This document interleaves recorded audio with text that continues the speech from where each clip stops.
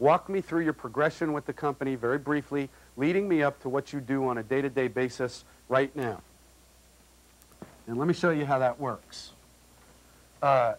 Is it Steve Fitzgerald? I'm sorry? Steve. I'd like you to be the candidate for a minute. I want you to think back before you got into this business. Steve, will you do me a favor and kind of walk me through your progression in your last job, leading me up to what you currently do on a day-to-day basis, meaning in your last job? I was 22 years in the military, Peter. It's going to be a long... Like I said, Steve, take a break. All right. Wayne, will you do that with me? Take your last job, walk me through your progression with your company in your last job, leading me up to what you actually do on a day-to-day basis.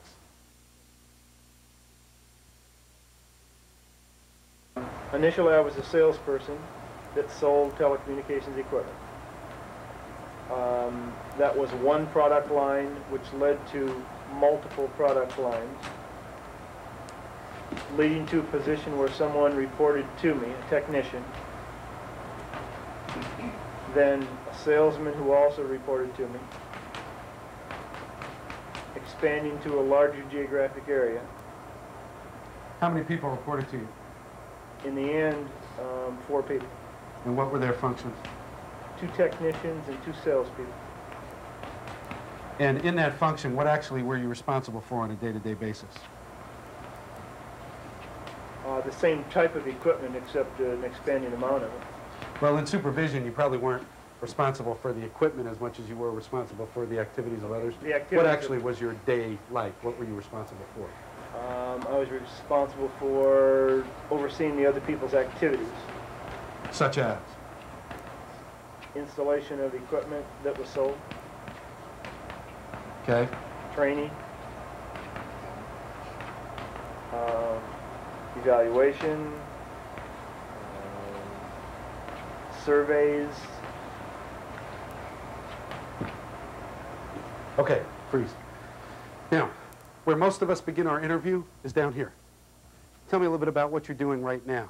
We've got a job order for a management person in sales. The job order says I'm looking for somebody that oversees the supervision or supervises a couple of different people. And since we're a telecommunications company, obviously they have to oversee installation, the training of, you know, the users on that end and so forth. So we get on the phone with them and say, Mr. Employer, I found your guy. Number one, he's right now he's overseeing a couple of people, doing installation training. The employer's going, great, great, great, great, great. The difference between that presentation and this is, Mr. Employer, after scanning through a number of people, we've located one person that we really think stands out amongst his peers. Now, the reason that he stands out has nothing to do with the technical things that he's doing today. Obviously, unless he is excellent technically, we would not represent him. Here's what we liked about him, his progression.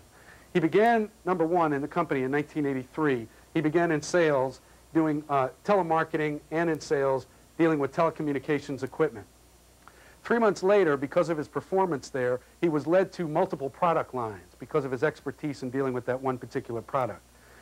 A couple of months after that, he was given a promotion to add management responsibilities in addition to staying on the sales side of things. He added 2 technicians, 2 salespeople. Currently, he is involved in all the things that you are looking for, meaning overseeing the, I can't read my own writing, the activities of the other 4 people that he supervises, the installation process, the user end training, and also the evaluation and surveys that exist.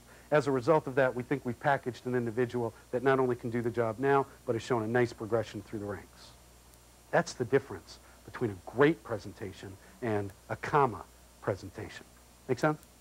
Now, part of the skills section, we come to the area where we have to find out accomplishments and the results of what people do. Have any of you guys ever interviewed somebody that thinks they're God's gift to whatever discipline that was? Pete, I'm a 2-year MBA CPA that works for Pete Marwick right now, and you know, basically my next position, I'm looking for a chief financial officership, starting about $70,000 or $80,000. I just want to go, will you come back now to reality? You know, there are people who are great candidates that need to be humbled sometimes so that you can get them realistic so that they are workable. There are some people that are very dangerous to themselves, and you can help them by smacking them down and then building them back up to where they need to be. That is just about the only form of counseling that you've got the ability to do. Outside of that, the money's too bad in counseling. It's much better in placement. But that also relates to the amount of candidates that you see. The less candidates that you see, the more counseling oriented you get. Oh God, I've only got 12 people. I better make each one of them workable. Then you spend time counseling. You deal with 25, 30, 40 candidates a month, and you say, you sit down, I don't need you. You're good, let's work with you.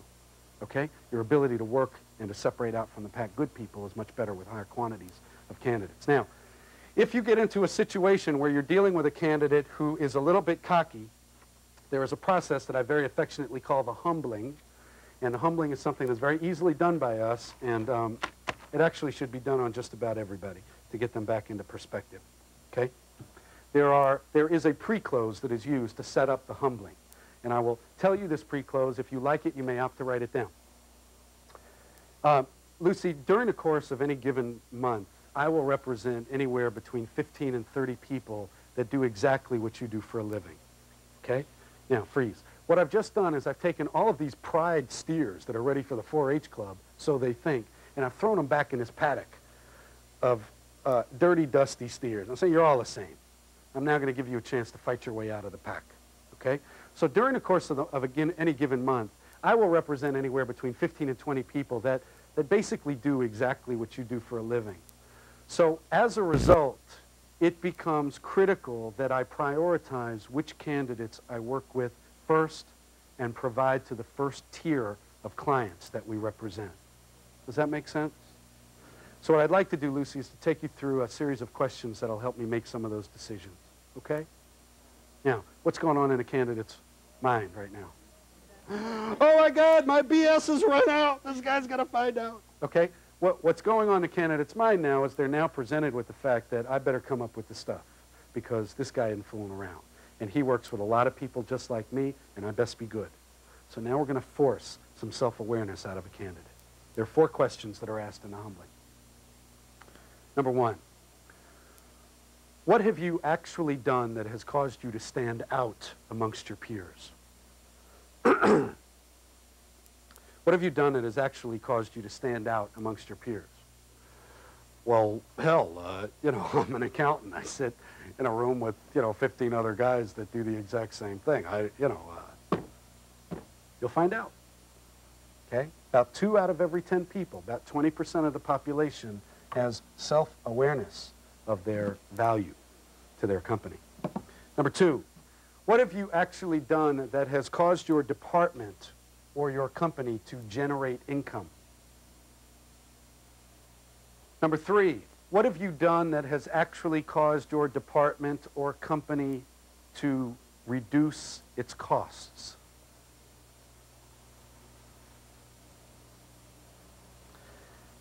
And finally, what have you done that has caused your company to save time by increasing the workflow? By increasing workflow. These 4 questions should be asked at the receptionist level and at the presidential level and everything in between.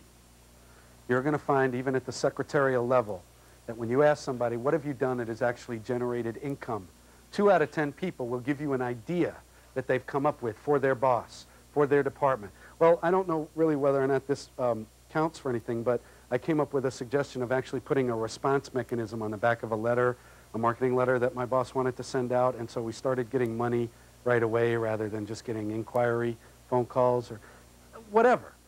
Good secretaries do great things for their bosses in terms of generating ideas that stimulate more business. Good accountants do the same thing. Marketing people, are the closest link towards increasing top-line revenues that there is in a company. Ask these questions. You will separate the men from the boys and the women from the girls. I guarantee it. I guarantee it. And as you'll find out in a little bit, if they can't answer that, they are not to be marketed. If they cannot come up with one answer that is a viable answer in any one of those areas that links itself to an achievement in either saving money, increasing money, or saving time, even if it's as simple as, well, I had this idea to combine 2 forms, and so now we have to do 1 less form. Is that what you're talking about? Yes, Bubba, that's what I'm talking about. Okay? Whatever it is, if they can't answer anything, they are not to be marketed because all you have is a filler candidate that has a whole bunch of commas next to their skill level.